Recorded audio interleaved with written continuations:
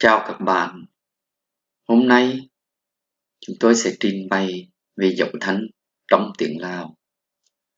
Sабайดีเพื่อนๆที่รักแพงมื้อนี้เราจะนำเสนอวรรณยุกต์ในภาษาลาว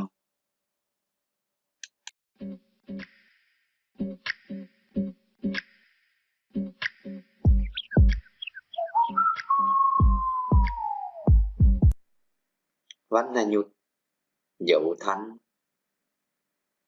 Tiếng Lào có 4 dấu thân, đó là mày ê, mày thô, mày ti và mày chattawa. Khác với tiếng Việt, dấu trong tiếng Lào luôn luôn được đánh ngay trên phụ âm chính của từ.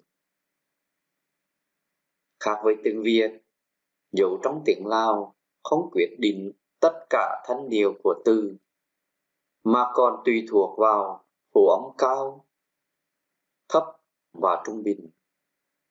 Ngoài ra, nó còn tùy thuộc vào nguyên âm ngắn, dài và vần xuôi, vần ngược nữa. Chú ý, không thể thêm dấu vào từ tận cùng bằng nguyên âm ngắn. Tiếp theo chúng ta sẽ đọc và nhận xét dấu. Mày ê, mày thô, mày ti, mày chắc tạ va. Bởi vì dấu trong tiếng Lào phụ thuộc vào nhóm các phụ âm, cho nên trong bảng này chúng tôi sẽ giới thiệu 3 nhóm phụ âm trong tiếng Lào. Đó là 6 phụ âm cao, khó, xó, thó, hó, phó, hó. 8 phụ âm trung bình, co, cho, đo, to, bo, po, do, o. 13 phụ âm thấp, kho, ngô, so, nhô, tho, no, pho, pho, mo, ro, lo, vo, ho. 6 phụ âm ghép cao, ngõ, nhỏ, nó, mỏ, lọ, vỏ. Mình nhắc lại thêm một lần.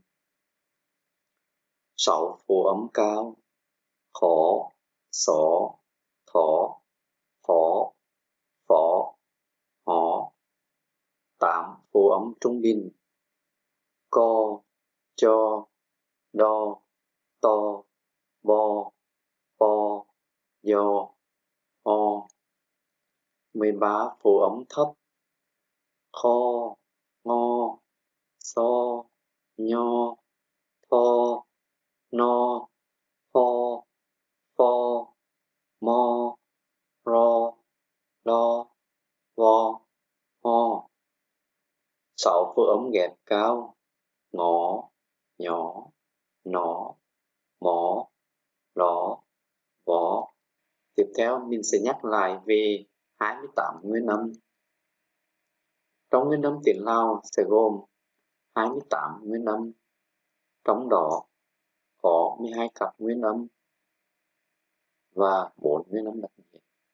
Ngoài ra, nguyên âm còn được chia ra làm nguyên âm ngắn và dài thành từng cặp đôi một như sau. Nguyên âm ngắn bao gồm a, i, ư, u, e, o, ơ, ie, ựa, ua. Đọc lại, nguyên âm ngắn bao gồm a, i, ư, u, e, o, ơ, ie, ựa, ua. Nguyên âm dài bao gồm a, i, ư, u, e,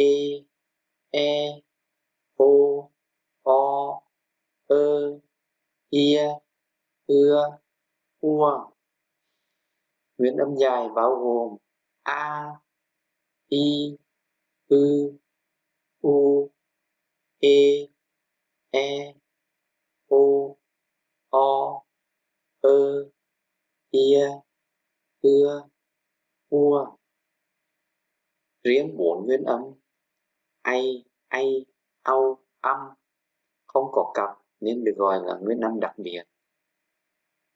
Ai, au, âm tua sơ cốt phù âm cuối vần.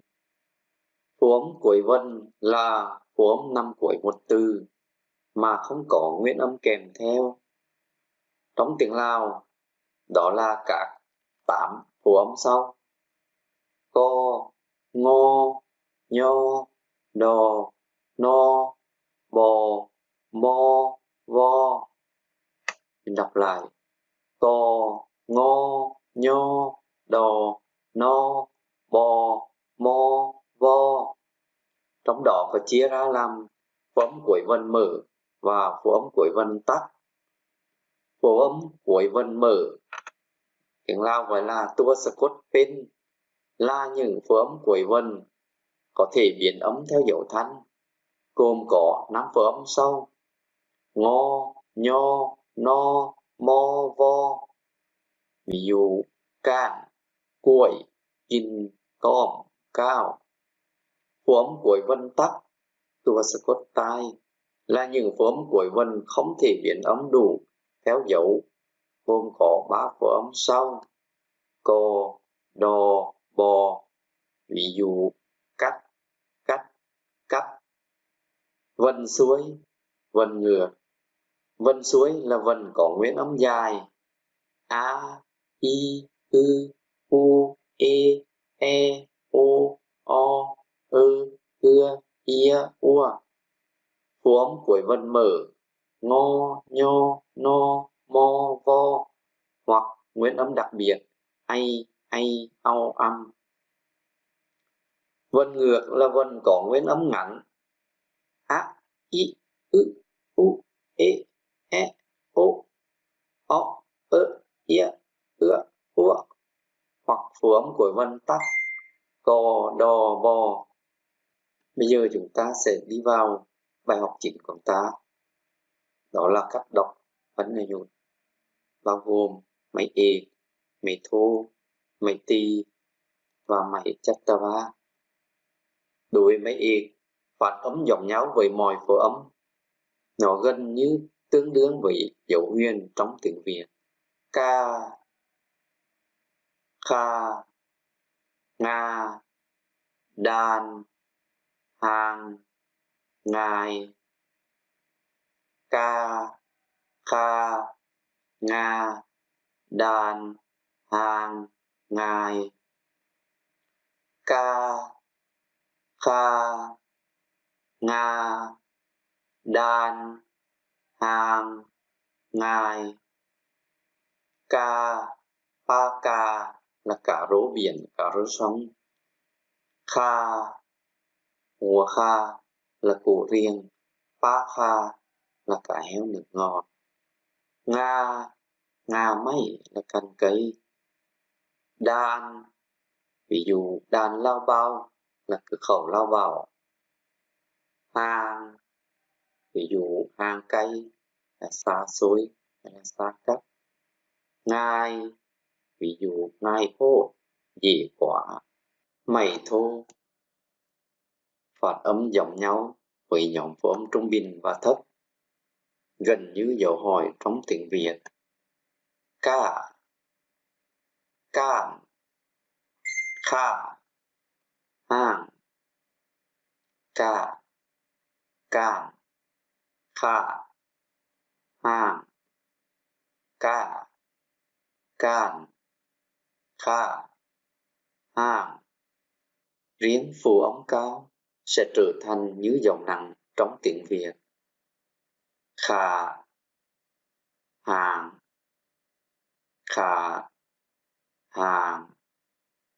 Đặc biệt trong viên ngược và nguyên âm dài chỉ có phù âm trung bình phát âm được với máy thô mà thôi: ca, cha, đa, ta, ba, pa, ya, a.